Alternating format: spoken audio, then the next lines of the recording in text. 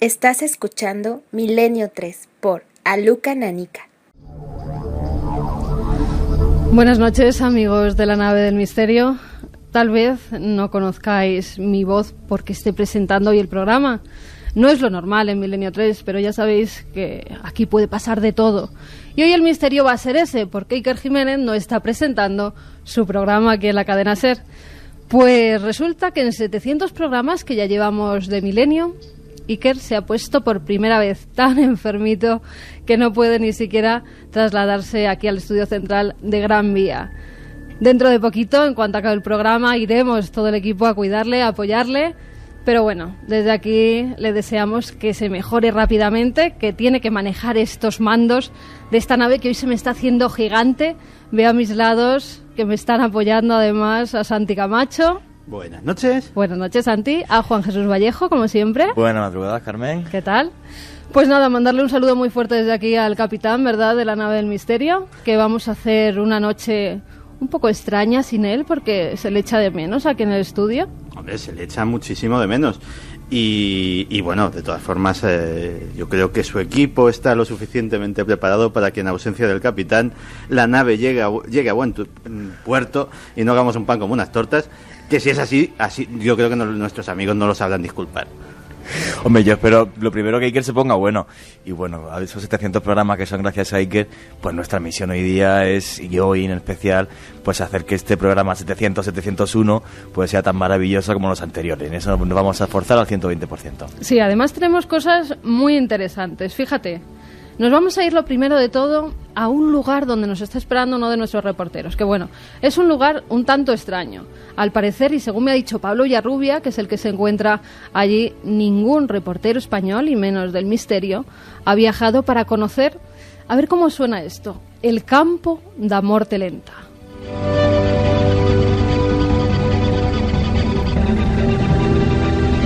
Pues ahora lo que nos cuenta Pablo desde allí, pero tenemos más cosas. Vamos a estar hablando de criptozoología. Parece que los animales criptozoológicos, ¿verdad?, son de otro tiempo, pero ¿sabéis que el año pasado mismo, en 2007, en México se avistaron extrañas criaturas? Bueno, pues tenemos a grandes amigos, a David Helen, a José Gregorio González, que han escrito un libro magnífico, el gran libro de la criptozoología, que lo ha publicado EDAF, y nos van a contar historias apasionantes. Por ejemplo, esos extraños seres que se vieron en México, también cómo Cousteau estuvo buscando uno de esos animales criptozoológicos, que ha sido del Yeti, que ha sido de esas serpientes marinas. Hay fotografías incluso que descubriremos en su libro, donde se muestran unas como anguilas gigantes que hoy por hoy no están catalogadas. También Santi nos va a contar algo que yo me he quedado, cuando me lo estabas diciendo, algo de 2001 en la Odisea en el espacio, de un... ¿Qué era, Santi? Aprovechando que no anda Iker por aquí, que si no, yo qué sé si me lo hubiese impedido, pero vamos a contar la historia más extraña de lo que llevamos de sección. Porque ya la semana pasada hablamos de si las historias de James Bond tenían una base real, que la tienen, pero una historia mucho más extraña, la historia de 2001, de ese monolito extraño que flota en el espacio, que se lo encuentran primero en la Luna, luego en la órbita de Júpiter, que tiene un mensaje, parecía cosa de ciencia ficción. Pero ¿y si de verdad hay algo de verdad en esa historia? Y resulta que astronautas auténticos en misiones espaciales reales fueron a buscar ese monolito. Juan G, ¿nos vas a traer uno de tus personajes de esos extraños que no conoce nadie y luego conoce todo el mundo? ¿Saladino? ¿O cómo va a ser eso? Cuéntanos un poquito. Saladino, que es un personaje bastante conocido, pero voy a descubrir muchos de sus secretos.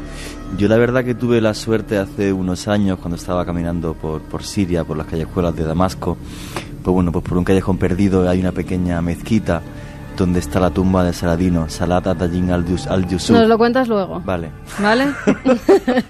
Vamos a ir también con los encuentros de Teo, con crónicas sobre ovnis que casi chocan contra helicópteros, el Titanic que ha llegado hasta Madrid y también los 30 años que se cumplen de la secta de la Guyana, esa terrible masacre donde murieron más de 900 personas, muchos de ellos niños y también bebés, casi recién nacidos. ¿Os gusta el menú de esta noche? Pues embarcaros en la nave del misterio, que comenzamos. En las últimas semanas hemos hablado de cómo el hombre ha construido lugares de pesadilla para exterminar a sus semejantes. Auschwitz, o los campos de la muerte en Camboya han sido algunos de los lugares en los que nos hemos detenido. Hoy, nuestro objetivo está mucho más cerca, en nuestro país vecino, Portugal.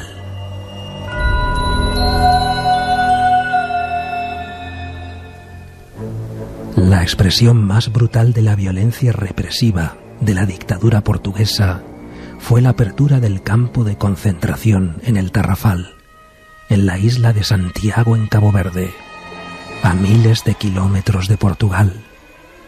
El campo de Tarrafal, inaugurado en octubre de 1936, se inspiró en los campos de concentración nazis. Profundicemos en el que fue conocido entre los que tuvieron la desventura de vivir y morir entre sus muros, como el campo de la muerte lenta.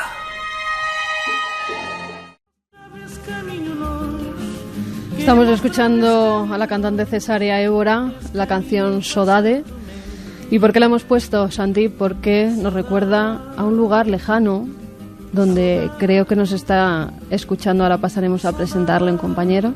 Cabo Verde, un país maravilloso en la costa atlántica de África, a unos 1000 kilómetros al sur de las Islas Canarias, una antigua colonia portuguesa de la que Cesárea Évora es natural y cuya música tradicional, muy influida por los fados portugueses, pero también con un ritmo propio, un ritmo negro, porque es así, de esa raza como son los habitantes de Cabo Verde, pues ha llevado a este país. Ella ha sido la embajadora cultural, pero no todo ha sido bonito en Cabo Verde, y aquella remota colonia fue utilizada por la dictadura de Salazar como un sitio de exterminio, no se puede decir otra cosa, de sus enemigos políticos, y por eso pues allí se ha ido Pablo Villarrubia a contarnos un montón de cosas. Pues creo además que Pablo ya se encuentra al otro lado del hilo telefónico, que no se encuentra precisamente en el campo da Morte Lenta, sino en una isla que está muy cerca, Santo Antão. Yo creo que se pronuncia así, pero seguro que Pablo, con su brasileiro natural, nos lo pronuncia mejor. Muy buenas noches, Pablo Villarrubia. Buenas noches, Carmen. Buenas noches, amigos, y ojalá que nos esté escuchando también Iker, ¿no?, en su casa, tranquilamente y recuperándose. Y nosotros aquí estamos en una montaña ahora mismo, rodeados de selva, de vegetación tropical ecuatorial, un lugar magnífico. Nuestro compañero Carlos Cabanillas se encontró hace un rato 2 arañas del tamaño de un palmo en su cuarto de baño. Carlos Cabanillas es el ayudante de cámara que os acompaña. Exactamente, y eso para que os hagáis una idea de dónde estamos, pero es un lugar maravilloso realmente. Cuéntanos un poco tus experiencias, cómo han sido la llegada a Cabo Verde, por ejemplo. Creo que tuvisteis bastantes problemas nada más llegar, incluso que sufristeis una especie de atraco o robo. No llegó a tanto, pero bueno, fuimos rodeados por un grupo cuando desembarcamos en el aeropuerto, un grupo de personas que se hacían pasar o intentaban hacer pasar por porteadores o cargadores de nuestro equipaje abultado, por supuesto, porque llevamos todo el equipo de televisión. Y claro, nos vimos en una situación bastante difícil, individuos muy malhumorados, intentando, de alguna forma sacarnos dinero, y por lo menos unas 10, 12 personas. Pero al final pudimos negociar y estas personas se fueron, ¿no? Pero además fue un incidente que puede pasar en cualquier viaje y lógicamente no llegó a mayores consecuencias. Vas también bien acompañado por Marcos Macarro, que es nuestro cámara, que le metemos en todos los follones donde hay peligros, entre comillas. Pero cuéntanos, Pablo, porque vamos a hablar de un lugar terrible. Hemos hablado en las últimas semanas, ¿verdad?, de algunos campos de exterminio, de algunos campos de concentración, de los más conocidos, el de Auschwitz, por ejemplo. Pero a mí, cuando me hablasteis, y me acuerdo que en la redacción estábamos viendo si te ibas a Cabo Verde o no, porque no surgía el viaje, al final pudimos hacer todo para que viajaras hasta allí. ¿A qué lugar, Pablo?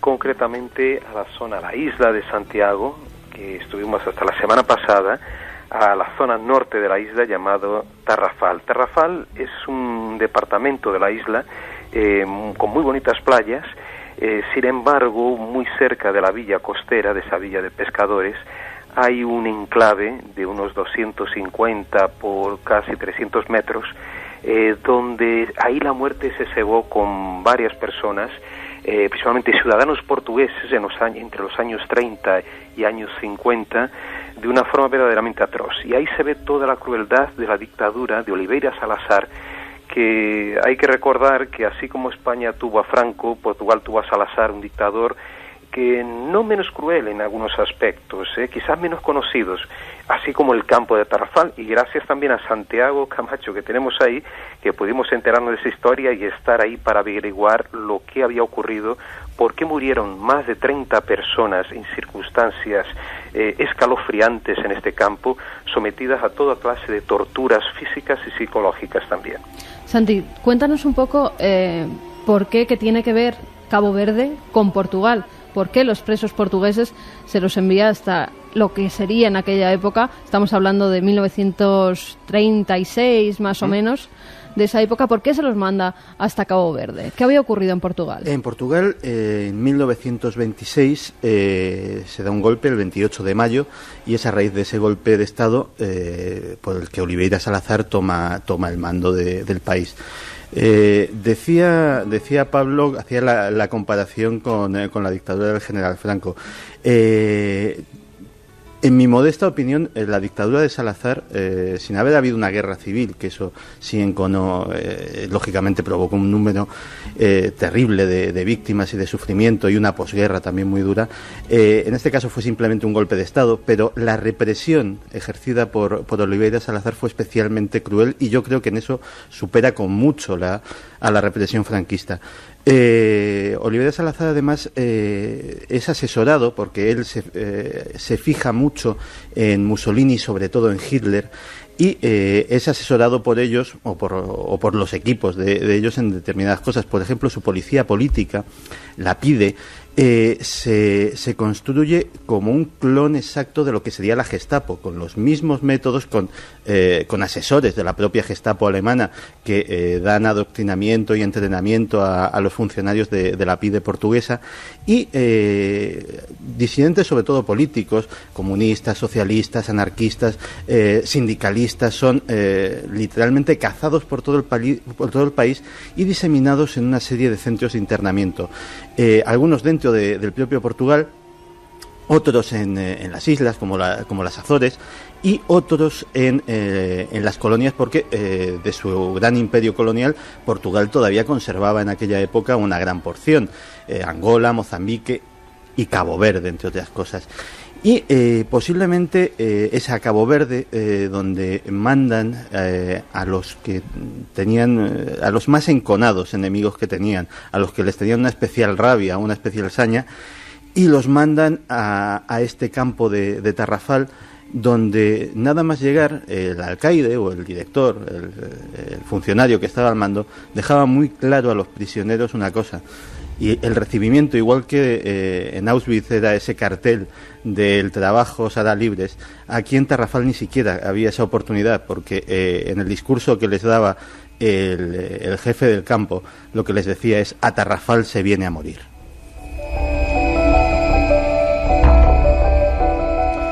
A Tarrafal se viene a morir. Pues sí que era buena la bienvenida. Carlos, Pablo, tú cuando has llegado, es que tengo aquí al lado a Carlos, que como un espectro ha venido entre las sombras, a Carlos Largo, que esta noche va a ocupar mi puesto, está justo aquí a mi derecha. Buenas noches, Carlos. Muy buenas noches, Carmen. Vamos a dar esas vías de contacto, si quieres, para que la gente vaya preguntando, y luego le trasladamos las preguntas a Pablo Villarrubia. Perfecto, pues mira, Carmen, tenemos para todos los oyentes, como todos los sábados, 2 vías de contacto: los mensajes de texto al 7640 con la palabra milenio, más lo que quieran decirnos los oyentes o preguntar a los colaboradores, y luego también tenemos el correo electrónico milenio3@cadenaser.com. Milenio3 con número @cadenaser.com o 7640, palabra clave milenio, espacio y vuestros mensajes. Pablo, te decía y te preguntaba, tú cuando has llegado hasta el campo de Amortelenta, ¿qué te has encontrado? ¿Cómo es ese campo de concentración? Yo pensé que iba a encontrar un lugar mucho más ruinoso. Sin embargo, los barracones los principales barracones donde estuvieron presos, hacinados los prisioneros políticos, ¿no?, los enemigos de la dictadura de Salazar, pues estaban relativamente bien conservados. Una muralla, una cosa que me sorprendió realmente es la muralla que rodea todo el campo de concentración, con más de 7 metros de altura, también bien conservada, con las casetas respectivas para los vigilantes, ¿no?, los centinelas que hacían todas las noches el recorrido alrededor del campo de concentración. Pues todo eso está perfectamente de pie. Igualmente también algunos sectores como las cocinas, las letrinas, las terribles letrinas donde también hacían sus necesidades, en algunas ocasiones, porque en otras ni siquiera podían tener un espacio íntimo para realizar sus necesidades estos presos. Pues, y uno de los lugares que más me llamó la atención, nada más entrar, ¿no?, por la puerta principal, el portal principal del campo de Tarrafal, fue un pequeño edificio que es el posto de socorro, o sea, el centro de salud, que donde eran atendidos los enfermos de diversas enfermedades, porque el lugar era conocido también por la muerte lenta, el campo de muerte lenta, en función del paludismo, de la biliosa, una enfermedad terrible, y otras enfermedades tropicales de las que padecían aquellos presos. En realidad, el centro de salud nada más, nada menos, era que más bien un centro de muerte. O sea, la mismísima morgue. En la parte delantera supuestamente se atendían los enfermos, pero el médico, uno de los médicos que comparecía al lugar, un individuo debía ser terrible en vida, este hombre decía que él había venido allí solamente para firmar actas de difunción, nada más. O sea, toda la atención médica que se podía dar a esa gente era mínima, si cabe decir, y en la otra parte, el otro sector por detrás, donde atendían a los enfermos, estaba la misma morgue. O sea, la vida y la muerte se confrontaban por una fina pared que separaba ambos sectores. Hablabas antes de paludismo, Pablo. Recordemos que lo transmitía el mosquito Anófeles, que además tenían fuertes fiebres, vómitos, sudoración extrema. Pero tú has conseguido hablar con algunos de los supervivientes de ese campo de concentración, los exprisioneros de Tarrafal, como Luis Fonseca. ¿Quieres que le escuchemos el corte que nos has pasado de cómo trataban allí a las personas y las palizas que algunos carceleros les daban? Sí, es una entrevista histórica que hicimos. Vamos a escucharla. Essa surra que foi dada ao António Cardoso ficou-me na memória para sempre, ¿no? Porque le propinaron una zurra a Antonio Cardoso que se me quedó grabada en la memoria. Antonio Cardoso era una persona frágil y llevaba en una celda 2 meses a pan y agua. La crueldad era tan grande que le tapaban las rejas con broquel de cemento para que se quedara completamente a oscuras. Tampoco poseía iluminación ahí dentro. Encerrado allí, estaba prácticamente emparedado. Tinha iluminação dentro da cela. Era trancado ali, era praticamente emparedado, né? Parece que en los campos de concentración es todo lo mismo. Trasladémoslo a Auschwitz, trasladémoslo a Cabo Verde. Los prisioneros vivían en pésimas condiciones, como hemos visto en voz de Luis Fonseca, de este exprisionero. Sí, además Tarrafal tenía yo creo que una combinación de lo peor de cada casa. Como hemos visto, efectivamente fue creado con asesoramiento de expertos, aunque no sé cómo calificarlos, nazis. Pero, por ejemplo, también tenía elementos muy parecidos a algo de lo que hablábamos la semana pasada, que era la Isla del Diablo, en la Guayana francesa. No solamente se trataba de tener encarcelados o retenidos a estos prisioneros, sino, y ni siquiera de matarlos. No había cámaras de gas, no había fusilamientos, sino que también se dejaba que la naturaleza insalubre del sitio, porque estamos efectivamente, como muy bien decía Pablo, en una de las zonas donde la malaria, el paludismo y diversas enfermedades se ceban, especialmente en esa región. Les dejaban que esa naturaleza siguiese su curso. Por ejemplo, en Tarrafal no había agua potable. Tenían que tomarla de unos arroyuelos insalubres que había cerca, transportada en latas de gasolina. Y bueno, esa era la única agua de la que disponían para beber, porque desde luego de asearse o de tomar una simple ducha vamos a olvidarnos. Además, la explanada del campo, Pablo lo habrá visto, que es la muralla circunscribe una explanada bastante grande, tiene la capacidad de que en la época de lluvias se empantana. Y se generan unos charcos enormes que en realidad más que charcos son charcas, es decir, se hacen pequeñas lagunas donde los mosquitos empiezan a proliferar, los mosquitos que transmiten estas enfermedades, con lo cual la zona se hace doblemente insalubre. Las raciones alimenticias no solamente eran pequeñas, sino que además estaban almacenadas, las de los prisioneros evidentemente, estaban almacenadas en lugares donde ratas, insectos, etcétera, etcétera, contaminaban esas provisiones. Mira, de eso que nos estás hablando, de las provisiones, de las escasísimas provisiones, podríamos decir, nos va a hablar, tú le has entrevistado, ¿verdad, Pablo? Carlos Danta, que también es otro prisionero que estuvo y vivió también en ínfimas condiciones. Exacto. ¿Cómo te lo contaba? ¿Cómo veías tú a estas personas? ¿Cómo estaban físicamente? ¿Qué te decían al recordar su historia? Porque ellos la vivieron. Claro, actualmente bien, por suerte, pero ellos recordaban, los compañeros que no tuvieron tanta suerte como ellos, que se quedaron, que murieron allí, y de eso sí que sentían mucho más en la ausencia de estos compañeros, porque al final de cuentas ellos consiguieron escapar, ¿no? Bien o mal, sobrevivieron con algunas dolencias, con problemas físicos de salud que no han terminado de zanjar, de poder curarse, ¿no? Pero en este caso, este señor, el Carlos Dantas Tavares, que pudimos entrevistar, uno de los supervivientes, os va a contar de la entrevista que nos hizo, además, allí mismo, dentro del pabellón, prácticamente al lado de la celda donde estuvo preso este hombre. Os vais a escuchar ahora las declaraciones que nos hizo ante las cámaras. Pues Geray Martínez, que se encuentra a los mandos de la nave del misterio, nos pones ese corte de Carlos Dantas Tavares.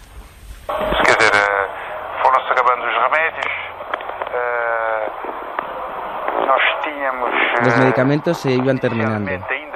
Teníamos inicialmente un pan para el desayuno y otro pan para el almuerzo muy pequeño.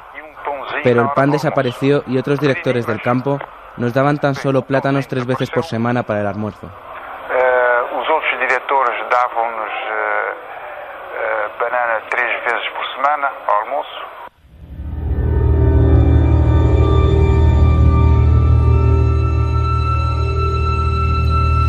Pablo, luego hablaremos de hechos insólitos que se han vivido en ese campo de Morte Lenta, esas terribles ruinas que todavía quedan recordando esa cárcel que después, ¿verdad? Después de pasar de ser el campo de concentración, se convirtió con los años en una cárcel, con lo cual se ha seguido viviendo el horror dentro de esos muros. Exactamente, sí, se transformó en una cárcel para prisioneros comunes y también para prisioneros en una segunda etapa, ya más reciente, poco antes de la caída del imperio colonial portugués en África. Se transformó también en un lugar donde se recibían a los presos o capturados independentistas de Angola, de Mozambique y de la Guinea-Bissau, que también padecieron situaciones muy malas en este lugar, ¿no? Y muchos de ellos, bueno, estando siempre en condiciones de salud también muy frágiles, porque no había medicamentos, como recordó Carlos Dantas Tavares, o raramente había una aspirina tan siquiera para ayudar a esta gente. Y de todos modos, me gustaría recordar que uno de los peores instrumentos o lugares de tortura que existían en el campo de Morte Lenta era lo que llamaban ellos la frigideira, en otras palabras, la sartén, ¿no? Y el nombre es muy apropiado porque se trataba de un terrible cubículo. La frigideira. La frigideira, exacto, que en portugués es sartén, ¿no? Y era un cubículo de 9 metros cuadrados, estaba separado por la mitad, prácticamente hermético, era de hormigón, estaba hecho de hormigón, y tenía tan solo una puerta de metal y 5 agujeros en su base. Y a través de esos 5 orificios es por donde intentaban respirar, ¿no?, los presos que ahí quedaban. Generalmente podían ser 2, pero hasta 12 personas ocupaban ese exiguo espacio. Estamos hablando también de temperaturas elevadísimas porque estaban expuestos, este cubículo de cemento estaba expuesto al sol en la época, digamos, en épocas de verano, pues las temperaturas eran bastante elevadas. Los presos, bueno, no soportaban ese calor terrible. Muchos de ellos no murieron exactamente ahí dentro, pero murieron al cabo de poco tiempo en función también de estar muy debilitados por haberse quedado encerrados días, incluso meses, en su interior, en espacios intercalados. Y de todas formas, el agua tampoco se racionaba el agua, y ellos, su propio sudor se condensaba en las paredes de este cubículo, y ellos lamían las paredes en el intento de conseguir algo de agua. Por la noche, cuando descendían las temperaturas, hacía mucho frío, y entonces orinaban, y ellos bebían su propio orín a falta de agua. Esta era la situación que padecía esta pobre gente. Como digo, algunos quedaron muy débiles y murieron después de haber salido de ahí, y otros, sencillamente los que pudieron tener un poquito más de suerte, hasta hoy padecen enfermedades en función de estos malos tratos que recibía en la frigideira.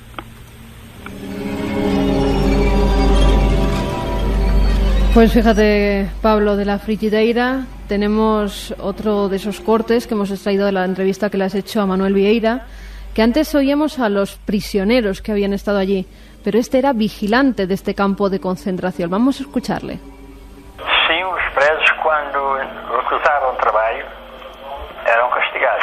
Cuando los presos se negaban a hacer trabajos se les castigaba. Pero nosotros, los guardias auxiliares caboverdianos, no veíamos estos castigos, solo los guardas portugueses. Y había la frigideira, que era una celda de castigo pero que ya no existe. Hicieron otra cosa que estaba delante de nuestro pabellón. El techo era tan bajo que los presos no podían quedarse de pie. Debían quedarse arrodillados, y cuando sobrevenía el cansancio se sentaban en el suelo. Cuando sentia-se cansado, sentava-se no chão.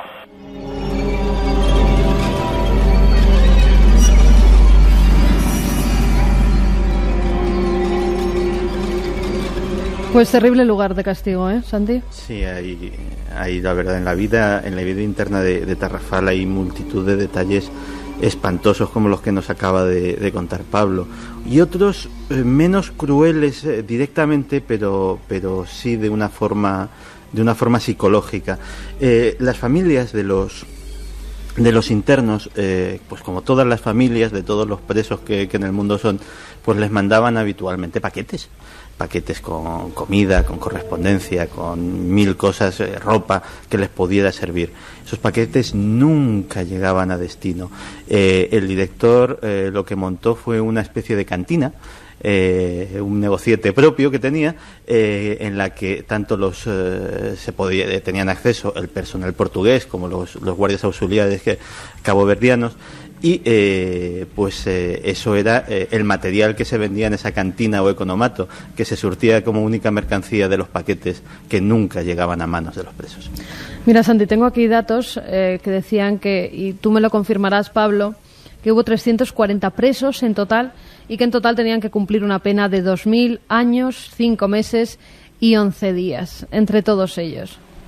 Sí, realmente eso es 340 en la primera fase de la cárcel, que va del 36 al 54. Se cierra la cárcel por presiones posiblemente internacionales contra el gobierno de Salazar, y después se vuelve a reabrir a partir de 61 y hasta el año 74, hasta la Revolución de los Claveles de Portugal, cuando definitivamente se cierra. Pero en ese periodo también hubo otros tantos o más presos, como decía, que venían de las ex colonias portuguesas, de Angola, Mozambique y Guinea-Bissau, que eran revolucionarios de esos países. Entonces hubo un número superior posiblemente sí de presos y de muertos. Pero esa primera etapa fue francamente la más cruel, justamente como decía Santi, porque la PIDE, la terrible policía secreta portuguesa, había entrenado a algunos de sus guardas en Alemania nazi mismo, y desde allí trajeron estas técnicas de tortura, incluso tortura psicológica, de las que no hemos hablado. Por ejemplo, se les restringía la correspondencia o prácticamente se la censuraba o se la eliminaba totalmente la correspondencia que recibían de sus parientes, y muchas veces no se les daba ni una hoja de papel ni un lapicero para poder escribir algo a sus entes queridos, ¿no? Y este también era era una forma de tortura psicológica para esta pobre gente. Santi, dime. Y eso, como decíamos antes, teniendo en cuenta que Tarrafal era el ejemplo más terrible del asunto, pero realmente no el único. Hay una macabra lista, que sería la fortaleza de San Juan Bautista en las Azores, Aljuve en Lisboa, el fuerte de Caixas, la fortaleza de Peniche, Cadenas do Heroísmo, la sede de la PIDE en Oporto, la sede de la PIDE en la calle Antonio María Cardoso en Lisboa, sitios donde cuando hablamos de por ejemplo la Escuela Mecánica de la Armada en Chile, donde el régimen de Pinochet cometió muchas atrocidades, pues ninguno de estos sitios, incluido el propio Tarrafal, pues por ejemplo le tiene nada que envidiar a ese ejemplo chileno, por ejemplo.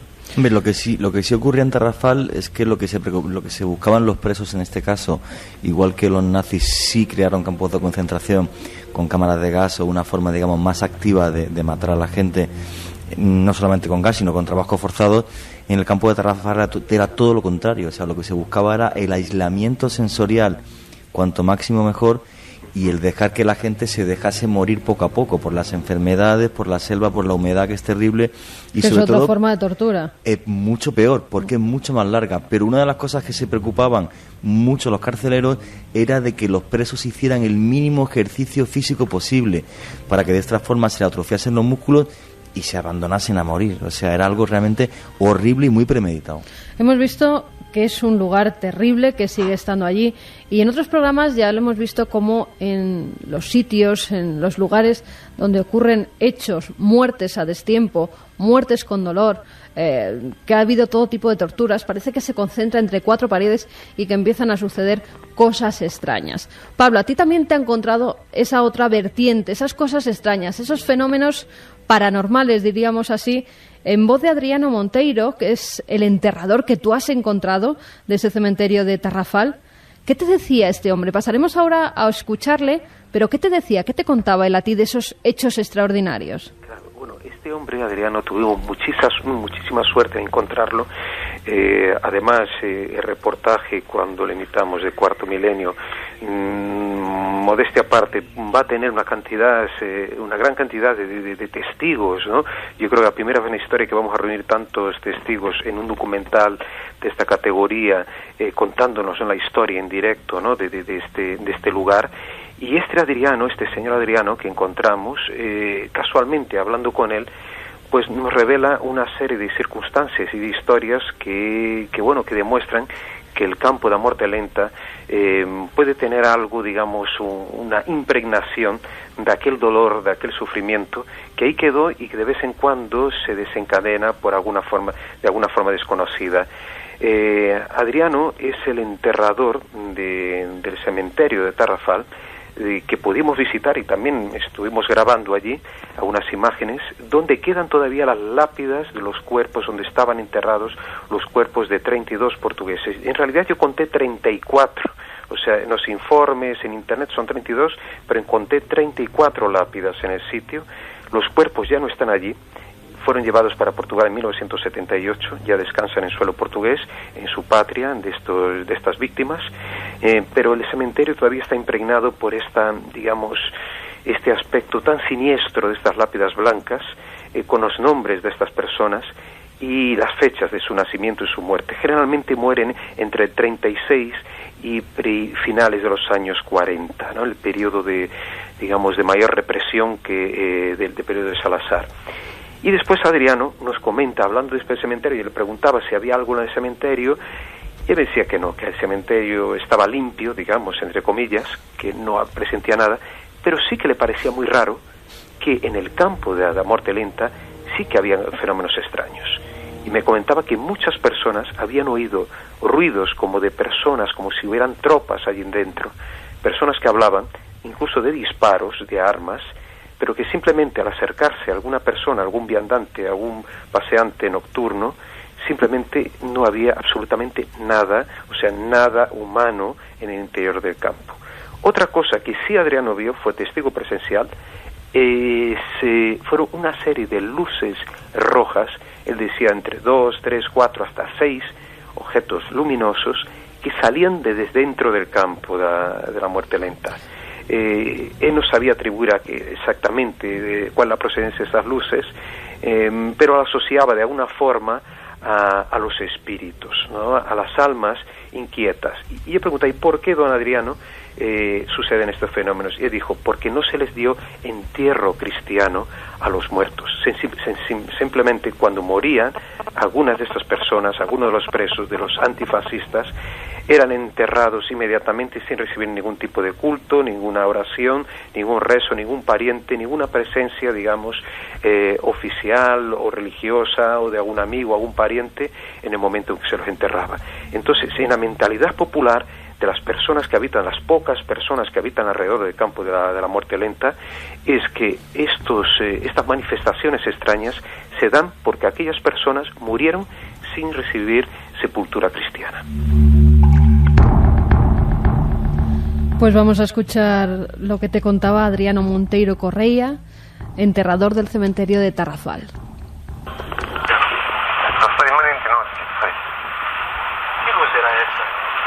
He visto muchas luces rojas que salen del campo de concentración, pero no son luces normales, no son bombillas de luz eléctrica. A veces se pueden ver 3, 4, 5 o 6 luces al mismo tiempo.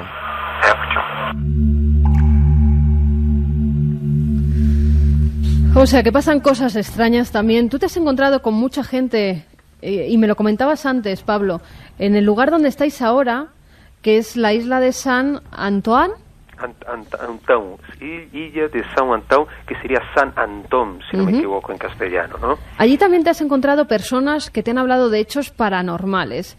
¿Es más fácil conseguir los testimonios de la gente de allí, que lo tienen en su cultura, en sus leyendas, que por ejemplo al hacer reportajes aquí en España?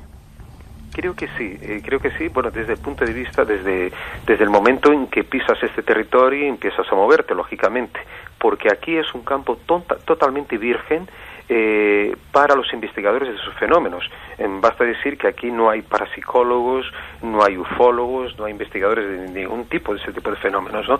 Con lo cual, llegar aquí para nosotros es un paraíso del misterio, es una oportunidad única de hacer incluso historia dentro de la fenomenología de lo paranormal, incluso ufológico, en las islas de Cabo Verde. Es hacer historia incluso para cuarto milenio y para milenio 3.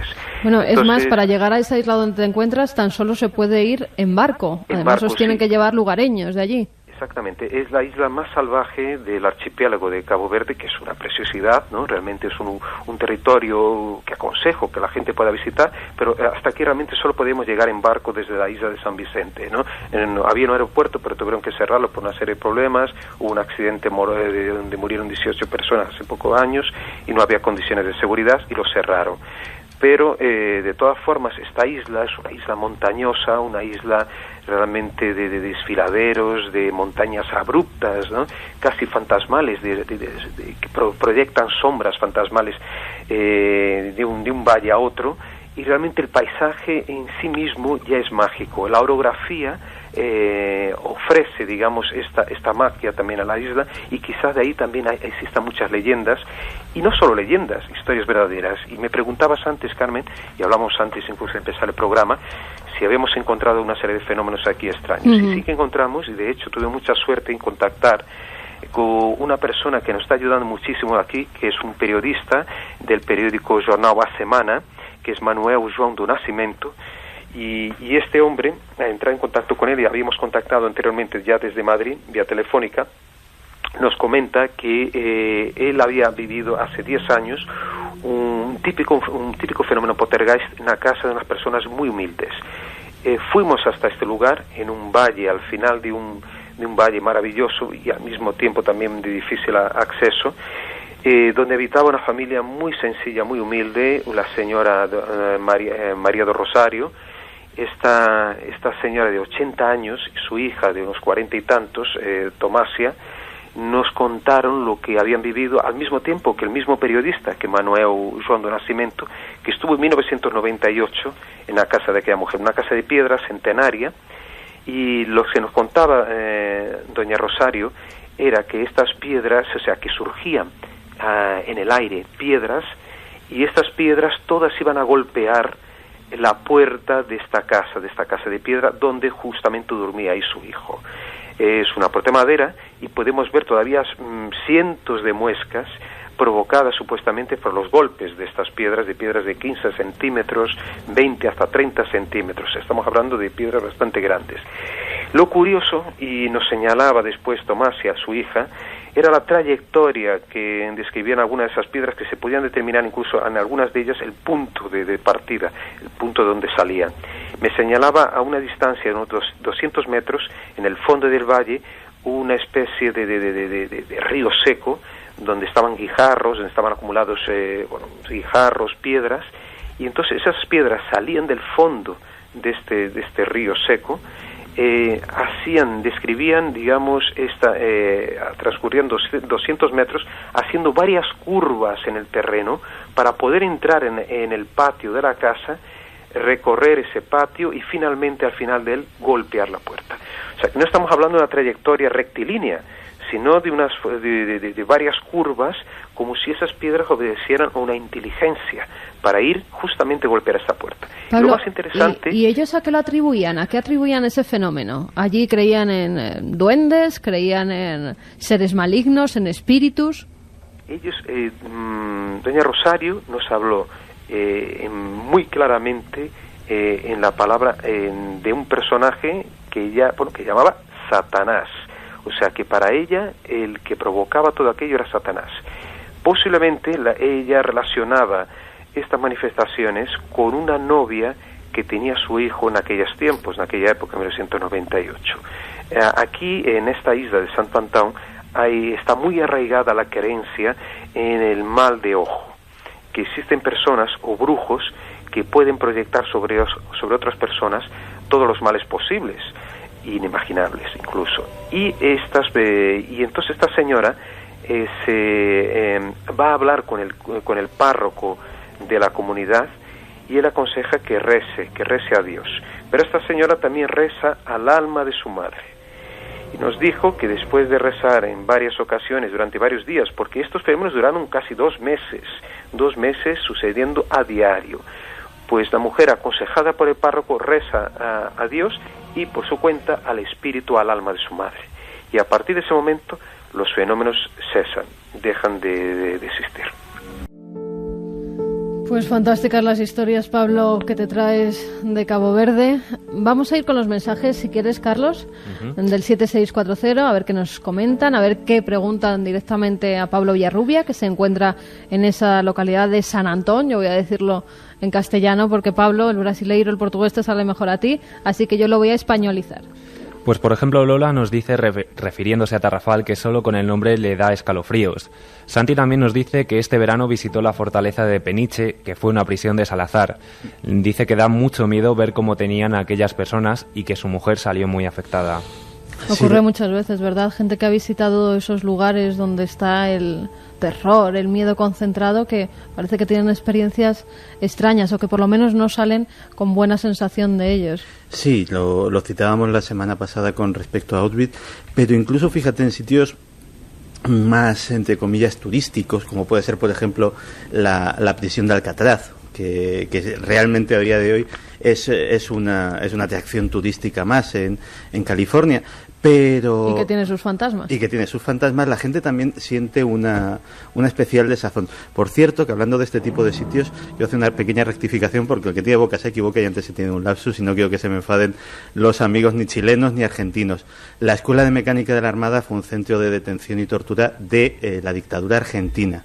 La dictadura chilena tuvo los suyos, el Estadio Nacional, el buque Esmeralda, sitios también terribles, pero se me ha cruzado el cable y países vecinos se me ha ido. Vamos con más mensajes. También relacionado con estos campos de concentración nos llegaba un mensaje que nos dice que han estado viendo la película El niño con el pijama de rayas, y ahora con esto que contáis ven el horror que estos lugares tenían delante de ellos. También nos dicen que es vergonzoso lo que han hecho los colonizadores en estos países. Gracias por contarnos cosas que, a pesar de ser licenciada en Historia, desconoce esta oyente. También muchos mensajes para Iker, ¿verdad? Bueno, hay gente que al oír mi voz se preguntaba, ¿dónde está Iker? ¿Han cambiado el programa? No, Iker, si Dios quiere, la semana que viene estará aquí también con todos vosotros, pero hoy le hemos dejado descansar, que ya era hora, después de 700 programas, también que me pusiera yo aquí en el asiento del piloto, del capitán, ¿eh? Claro que sí. Iker, que se está bien. Carmen, además es que llegan muchas felicitaciones y también ánimo para Iker para que se recupere muy pronto. Nos decía Esteban, por ejemplo, Carmen, el Capi es el Capi, pero la segunda de a bordo maneja fenomenalmente la nave. Saludos a la tripulación y alivio para el enfermo. José desde Guareña nos dice, Iker, amigo, espero que te recuperes muy pronto, pero tranquilo, los mandos de esta maravillosa nave están en muy buenas manos. Un abrazo. Abraham desde Daimiel nos dice, mucha salud, Capitán Jiménez. Ponte bueno pronto, el programa está en muy buenas manos. Un saludo para todos.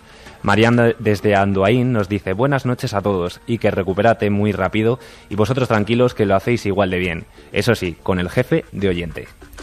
Pues muchísimas gracias a todos. Y Pablo, que nos guardamos cositas que veremos también en Cuarto Milenio, ¿verdad? Porque nos hablabas de seres fantásticos, de lazaretos donde se resguardaban o dejaban de un lado a los leprosos en la isla.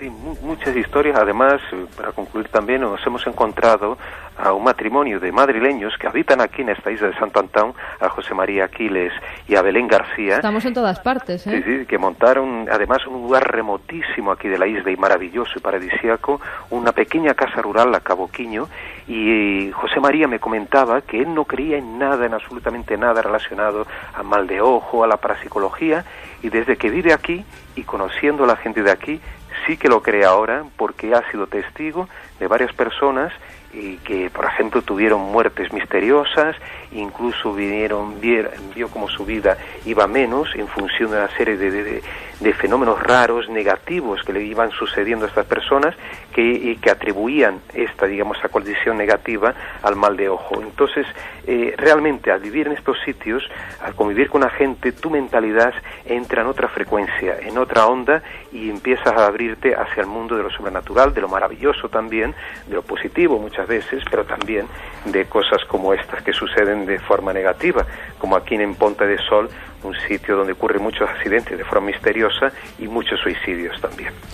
Pues Pablo, que te esperamos dentro de poquito, que estés ya con nosotros, que os cuidéis bastante, porque también habéis tenido vuestros problemillas, normales cuando se viaja a otros países, a otras culturas, que te esperamos muy pronto aquí para que nos cuentes muchas historias, que lo paséis genial, que nos dais mucha envidia, todo hay que decirlo, y que muchos besos a tus compañeros, a Marcos Macarro y al ayudante de cámara, que en estos momentos no sé cómo se llama. A Carlos también, a Carlos. Pues un beso para todos. Un beso fuerte también. Nosotros volvemos ahora, dentro de unos minutitos, los servicios informativos, y en apenas 5 minutos estamos aquí otra vez en Milenio 3.